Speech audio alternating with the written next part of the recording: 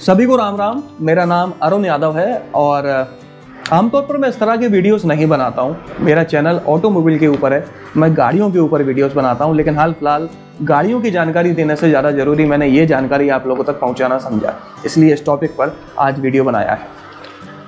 Corona क्या है, क्या कर सकता है, क्या क्या कर चुका है और क्या क्या कर दिया है, ये मुझे आप लोगों को बताने की ज़रूरत नहीं। कुछ महीने पहले जब वैक्सीन आई थी तो लोगों ने उस पर विश्वास नहीं किया कि यार इतनी जल्दी में सरकार ने बनाई है, पता नहीं कैसी होगी, इंतज़ार करते हैं पहले कुछ लोगों को लग जाने दो फिर देखते हैं क्या होता है क्या नहीं। तो लोगों ने नहीं लगवाई। इनफैक्ट कई सारे डॉक्टर्स ने, जो कि फ्रंट लाइन वर्कर्स थे, जिन्हें सबसे पहले वैक्सीनेशन करवाया गया था, उन लोगों ने भी विद्रोह किया था कि यार हम पे ट्रायल किया जा रहा है क्या।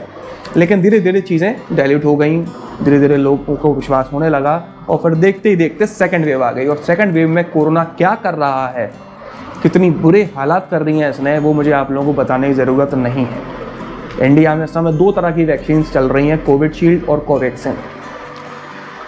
इस सेकंड वेव के आने के बाद में लोगों के अंदर इतना डर आ गया है कि लोग अब घर से निकलकर वैक्सीन लगवाना शुरू कर रहे हैं। लंबी लंबी लाइनें लगी हुई हैं वैक्सीनेशन सेंटर पे। अब यह हालत आ चुकी है कि वैक्सीन कम पड़ गई है। लेकिन आज भी कई सारे लोग हैं जो वैक्सीन नहीं लगवा रहे हैं क्योंकि उनके दिमाग में वैक्सीन से संबंधित कोई गलत जानकारी है। कई सारे मिथ हैं, कई सारी गलत जानकारियाँ समाज में फैली हुई हैं, जिस वजह से एक ना एक बंदा आपके घर में होगा, आपके परिवार में होगा, आपके दोस्तों में होगा, जो वैक्सीनेशन सिर्फ इसलिए नहीं करवा रहा है क्योंकि उसके दिमाग में किसी ने डाल दिया है कि वैक्सीनेशन करवाओगे तो ये हो जाएगा, वैक्सीन वो कर देगी, वैक्सीन फलानी, वैक्सीन टिकानी। तो यही सारी की सारी गलत जानकारियाँ मैं आपको इस वीडियो में बताने वाला हूँ कि वैक्सीन के खिलाफ जो मिथ इस समय समाज में फैले हुए हैं या फैलाए गए हैं वो क्या क्या है। तो चलिए शुरू करते हैं। सबसे पहला मिथ जो है वो ये है कि अगर आपको कोरोना हो चुका है तो आपको दोबारा कोरोना नहीं हो सकता, इसलिए वैक्सीनेशन मत करवाओ। ये गलत जानकारी है। आपको कोरोना चाहे पिछले साल हुआ हो या 2-4 महीने पहले हुआ हो, आपको कोरोना दोबारा हो सकता है। अभी तक कोई भी ऐसी स्टडी या रिसर्च नहीं की गई है जिससे ये बोला जा सके कि एग्जैक्टली कितने दिनों तक कोई बंदा इम्यून होता है। कोरोना होने के बाद में आपकी बॉडी में एक नेचुरल इम्यूनिटी बन जाती है जो लगभग 6 से 7 महीने तक रहती है और उसके बाद ख़त्म हो जाती है। उसके बाद आपको दोबारा से कोरोना हो सकता है। इसलिए अगर आपको कोरोना हो चुका है तो तब भी आपको वैक्सीनेशन कराना जरूरी है। अगर आपको कोरोना अभी हाल ही में हुआ है तो जब भी आप पॉजिटिव आए थे या जब भी आपके अंदर सिम्टम्स आए थे, तब से 1 महीने के बाद आप अपना वैक्सीनेशन शुरू करवा सकते हैं। दूसरा मिथ है कि अगर आपने वैक्सीन लगवा ली है तो अब आपको कुछ करने की ज़रूरत नहीं है। मेरा मतलब है कि ना मास्क पहनने की ज़रूरत है, ना ही सैनिटाइज़र की ज़रूरत है और ना ही सोशल डिस्टेंसिंग मेंटेन करने की ज़रूरत है। तो ये गलत है। असल में वैक्सीन की 2 डोज लगती हैं। इन दोनों डोज के बीच में पहले 28 दिन का गैप हुआ करता था, जिसे अब बढ़ाकर 42 दिन कर दिया गया है और अब और ज़्यादा बढ़ा दिया गया है। कई सारे लोग हैं जो एक वैक्सीन लगवाने के बाद में ये सोचते हैं कि अब हम तो भाई सुपरमैन बन गए, हमें कोरोना छू भी नहीं सकता। ऐसा नहीं है। पहली वैक्सीन आपके अंदर इम्यूनिटी तो क्रिएट करती है, लेकिन इतनी इम्यूनिटी क्रिएट नहीं करती थी कि आपको इन्फेक्शन से बचा सके। इसलिए दोनों डोज लगने के 2 हफ्ते बाद जाकर आपके अंदर वैक्सीन मैक्सिमम प्रोटेक्शन क्रिएट कर पाती है। इसलिए इस वैक्सीन को समय चाहिए अपना काम करने के लिए। पहली वैक्सीन के बाद ही सुपरमैन ना बने। मास्क और सैनिटाइज़र लगातार इस्तेमाल करें, भले ही आप फुली वैक्सीनेटेड क्यों नहीं हो चुके। जब तक हमारी पूरी की पूरी कम्युनिटी को वैक्सीन नहीं लग जाती तब तक हम मास्क और सैनिटाइज़र का इस्तेमाल करना बंद नहीं कर सकते। ये आपके लिए और आपके परिवार दोनों के लिए घातक साबित हो सकता है। तीसरा मिथ है कि वैक्सीन के अंदर जो mRNA है वो आपके DNA को चेंज कर देता है, जिसकी वजह से आपके अंदर कुछ दिक्कत आ सकती है आज या फ्यूचर में। हो सकता है आप जानवर बन जाएं, हो सकता है एक नया हाथ निकल आए। ये अजीबोगरीब चीज़ें कहाँ से निकल कर आती हैं मुझे नहीं पता। ऐसा कुछ भी नहीं है। ये वैक्सीन के अंदर जो इनएक्टिवेटेड वायरस है वो आपके इम्यून रिस्पॉन्स को एक्टिव करता है, प्रोटीन्स बनाता है और वो प्रोटीन्स आपके वायरस के खिलाफ लड़ता है, जो कोरोना वायरस है उसके खिलाफ लड़ता है। ये प्रोटीन आपके सेल के न्यूक्लियस के अंदर एंटर नहीं करता और आपका DNA न्यूक्लियस के अंदर होता है। इसलिए ये चीज़ जहाँ तक जा ही नहीं रही वहाँ पर कैसे इफेक्ट करेगी। तो ये गलत जानकारियाँ ना फैलाएं, ना फैलने दें। अगला मिथ, चौथा मिथ है कि वैक्सीन के अंदर एक माइक्रोचिप है जो गवर्नमेंट जानबूझकर लगवा रही है, जिसका इस्तेमाल वो बाद में करेगी। एक ये पर्टिकुलर कम्युनिटी के अंदर ये बात फैली हुई है कि गवर्नमेंट वैक्सीन के जरिए आपके अंदर एक माइक्रोचिप लगा रही है आपकी पॉपुलेशन कंट्रोल करने के लिए। तो ये गलत जानकारी है। गवर्नमेंट या किसी भी साइंटिस्ट के पास ना तो इतना समय था और ना ही इतनी टेक्नोलॉजी थी कि वो वैक्सीन के अंदर एक माइक्रोचिप लगा दे और आपके अंदर इंसर्ट कर दे और आपको पता भी ना चले। अगर हम इतने ही एडवांस्ड होते तो कोरोना वायरस से नहीं लड़ रहे होते। ओके, तो ये फालतू की बात है, मत फैलाओ यार। अगला मिथ है, 5वां मिथ, कि वैक्सीन लगवाने से औरत हो या मर्द वो अपने बच्चा पैदा करने की ताकत को खो सकता है, इनफर्टाइल हो सकता है। ऐसा बिल्कुल भी नहीं है। वैक्सीन का आपके फर्टिलाइजेशन प्रोसेस से दूर दूर तक कोई लेना देना नहीं है। आप बिंदास लगवा सकते हो और दुनिया भर के बच्चे पैदा कर सकते हो, कुछ नहीं होने वाला। अगला मिथ है, 6वां मिथ, वो ये है कि मिथ कम जानकारी ज़्यादा है कि जो प्रेग्नेंट वुमेन और ब्रेस्ट फीडिंग वुमेन है वो भी वैक्सीन लगवा सकती हैं। ये एक मिथ है।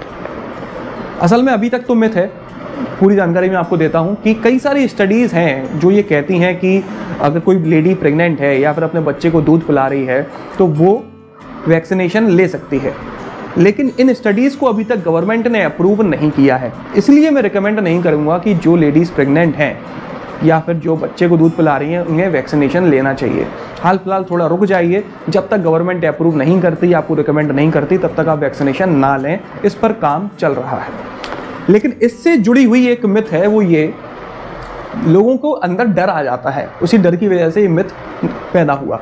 वो ये है कि अगर कोई लेडीज़ प्रेग्नेंट होने का प्लान कर रही है तो वो लोग भी वैक्सीनेशन नहीं ले रहे हैं, जबकि ऐसा नहीं है। अगर आप प्रेग्नेंट होने का प्लान कर रहे हो, आप हाल फिलहाल प्रेग्नेंट नहीं हो, तो आप बिंदास वैक्सीनेशन ले सकते हो, कोई दिक्कत नहीं आएगी आपको प्रेग्नेंट होने में।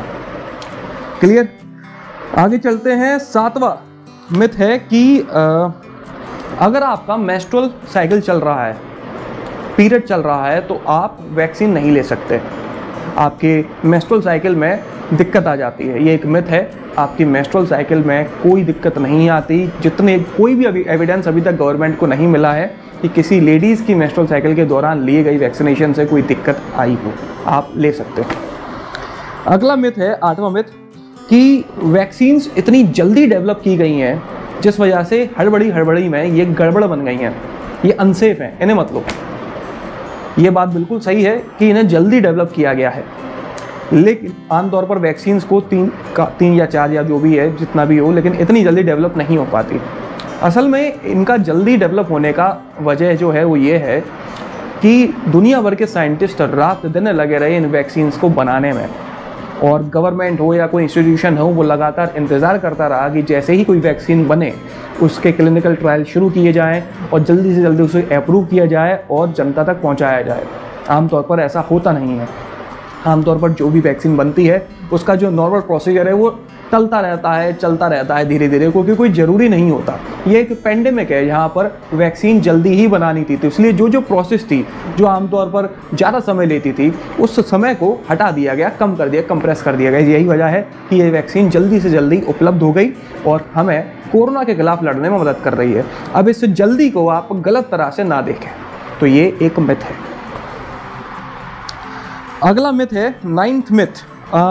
9th मिथ तो बहुत ही ज़बरदस्त है, पता नहीं किसने फैलाया है, मैं खुद ढूंढ रहा हूँ उसको। ये मिथ ऐसा है कि अगर आपने वैक्सीन ले ली है और उसके बाद अगर आपकी कोरोना से डेथ हो गई तो जो लाइफ इंश्योरेंस पॉलिसी आपने ली थी वो क्लेम नहीं कर पाओगे, वो पैसे नहीं देंगे। ये मिथ मतलब कहाँ से आया? मतलब कहाँ से क्या क्या लोग सोचते हैं यार, घर पे खाली बैठे हैं तो कुछ भी सोचोगे। लाइफ इंश्योरेंस पॉलिसी उसी तरह से काम करेगी जो टर्म्स एंड कंडीशन पे आपने साइन किया है। कोरोना का वैक्सीनेशन आपने लिया था या नहीं लिया था, इससे आपकी लाइफ इंश्योरेंस पॉलिसी पर कोई फर्क नहीं पड़ने वाला यार। आप ये सब फालतू की बातें ना फैलाएं समाज में। अगला मिथ, 10वां मिथ है कि ये वैक्सीन पहले बनाई गई थी जब पहला वाला कोरोना था, अब दूसरा नया वाला कोरोना आ गया है जिसके खिलाफ ये वैक्सीन कारगर नहीं है। तो ये एक गलत बात है। ये वैक्सीन पहले वाले और दूसरे वाले वायरस दोनों के खिलाफ कारगर है बराबर, आप बिंदास लगवा सकते हो। 11वां मिथ है कि वैक्सीन लगवाने के बाद आप अल्कोहल नहीं ले सकते, शराब नहीं पी सकते। ये एक मिथ है। अभी तक कोई भी ऐसा एविडेंस नहीं है जिससे ये साबित हो सके कि अल्कोहल, शराब वैक्सीन के फंक्शन में किसी भी तरह का इंटरफेयर करता है।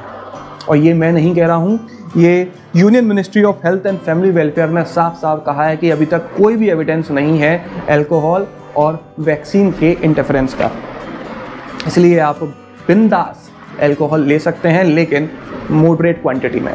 इनफैक्ट ये तक कहा गया है कई स्टडीज़ में कि अगर आप अल्कोहल मॉडरेट क्वांटिटी में ले रहे हैं, ध्यान रहे मॉडरेट क्वांटिटी में, तो ये उल्टा आपके इम्यून रिस्पॉन्स को बेहतर बनाता है।